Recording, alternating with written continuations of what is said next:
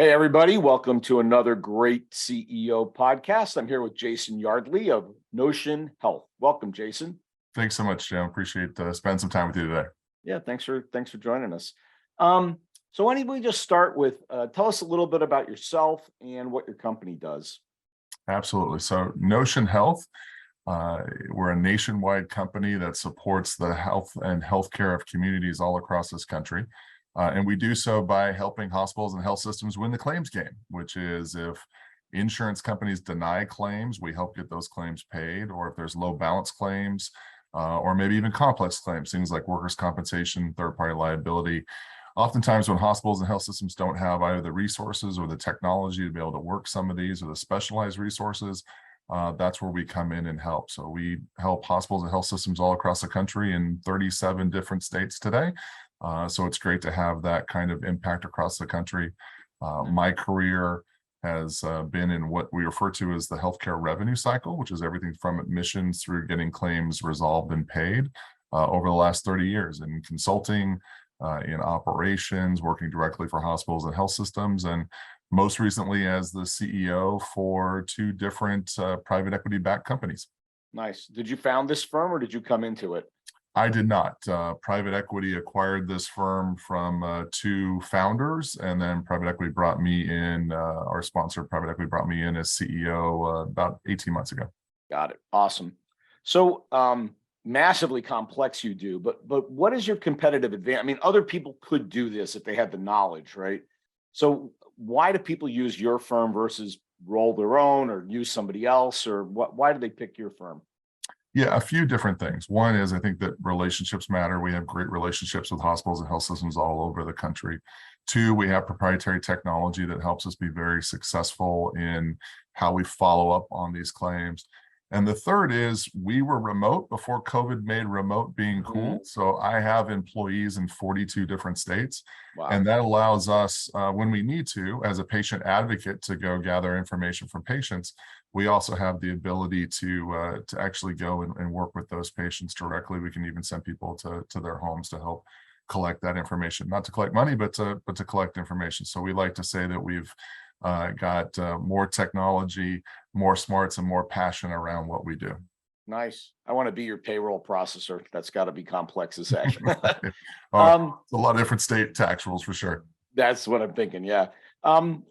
So in that, are these contractual relationships with the hospitals and system, or is it pay as you go? In other words, what percentage of the revenue is recurring? I mean, we're coming up on January 1st. You know, how much of next year's revenue is already locked down? We know we've got it. We just got to execute against it.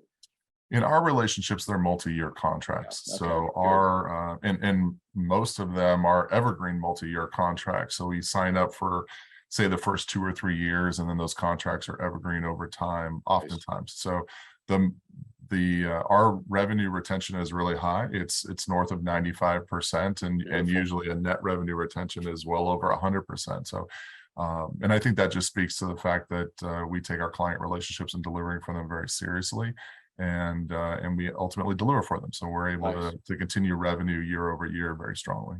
I love that. You know, people talk about net promoter score. I'm like, here's my net promoter score. They renew every year. I don't really need to know a lot more than that, right? There's a lot of truth to that. So, you know, every business has a point of constraint, you know, a kink in the, if you think about it like a garden hose, there's a kink in the hose that limits its capacity to do what it wants to do, grow revenue, make money, so forth. And as a CEO, it would be sort of like, if I could change one thing about my business, it would be this. What is that for your business?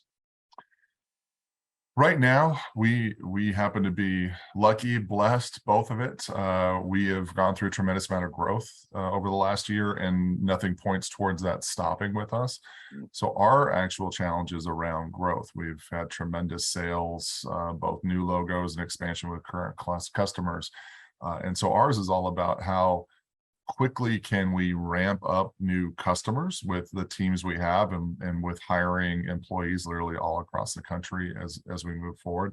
And how do you match the ramping of that revenue with the ramping of the cost that's taking place at the same time? So that's really our kind of biggest challenge right now, is to grow at a healthy pace that allows us to continue to perform without overstretching the company.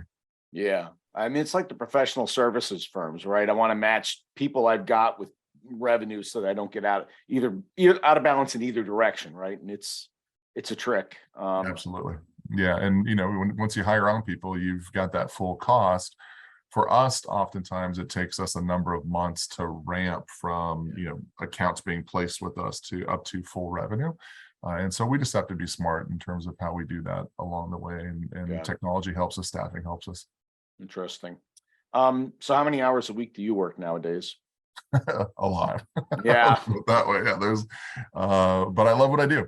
I love knowing that I and our teams have an impact on healthcare all across this country, which is great to really believe in what you're doing and knowing that you're helping communities and people that you'll never get to see or meet, but you had a positive impact on them. So love doing that. It comes with a lot of hours, but I'm also lucky I've got a great team that I enjoy spending time with. So it's good. Okay. You didn't answer the question, but that's okay. Is a lot of hours 80 or 60 or 100? Oh, I don't know. I'm probably 50 or 60 somewhere, in there, depending on where it is. So that's normal for a CEO. You're right. There you go. Yeah, You're yeah, cool. yeah. Yeah, you're cool. It's like I say, normal for a CEO would be your number. Yeah, with that growth, as leaders, we have to sort of move our game up, or we can become the constraint in the business, which means taking things on our list and delegating them out to make room for the higher value work. So can you name one significant responsibility you've delegated to somebody else, like just taking it off your desk and giving it to somebody else in the last 6 months? Well, I feel like I've been trying to delegate as much as I can to our team. We're in a unique situation where we've hired on a lot of our executive team over the last 18 months. And so we've worked together to build that team relationship and to be able to delegate things. Right now, at the end of the year, it's hard to not be all things focused on budgets and for next year. And so that's kind of the thing that comes top of mind to me of what's been almost completely delegated off of my desk, which is not something I'm accustomed to in past roles. So our CFO right now is just completely running with our budget and his team, and they're doing an amazing job. We also acquired a company this year, so they're also bringing in and combining budgets with the company that we acquired. So it's just a tremendous amount of effort and work that's going on that I'm now having budgets presented to me that we're walking through versus going through all the details myself. So that definitely is one recent one that's been completely delegated. And as much as our CFO also grabbed it and ran with it, which was great as well. He's really skilled. Cool.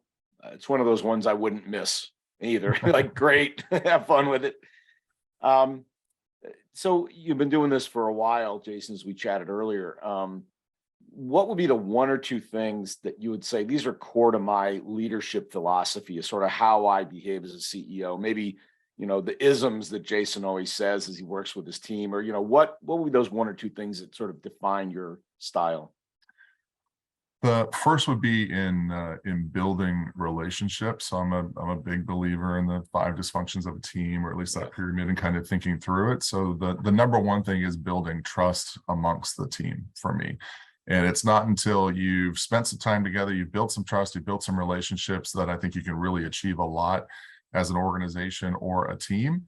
And that leads to something else, which is then also being able to have those difficult conversations. And once again, whether it's going through budgets right now, or it's just the hiccups along the way, you've got to be able to have those relationships to have the tough conversations around what's moving forward. And I'd say the other thing is also being fair. Is just in everything that I try and do, I very much focus on trying to be fair to the situation, so that everyone knows that together we are going to exit with the best possible answer to whatever a problem is, or the best possible solution. And that we know that we strive to do that together. I think you only do that if you've got good trust, a good team, and you're fair about how you proceed.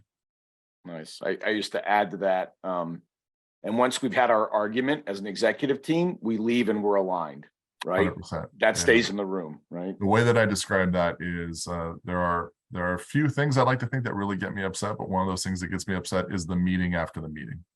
If you were in the meeting and you had the opportunity to be heard or said, then be an executive and have that conversation when the time is right. to walk out afterwards that undermines something, to me is just not being a good team player. And so I totally agree with you. When we leave this meeting, we're all on the same page. It's okay to say we had some challenges in getting there together, but we're all on the same page. Yep, I love it. And then last question, what do you do for fun? My wife and I actually have kind of a crazy hobby. We drive demolition derby cars. So for a number of times, we've actually driven in demolition derbies and done that. So that's one hobby.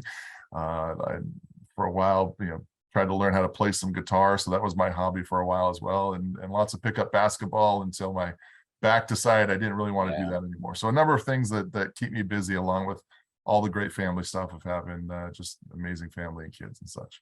That's phenomenal. That demolition derby may win. That may be a winner of all the CEOs I've ever talked to. It is usually a brand new one that people haven't heard of before. Yeah, a few years ago, I actually won the Orange County Fair here in Southern California on the demolition derby. It was and we've each of us have raced a number of times since then.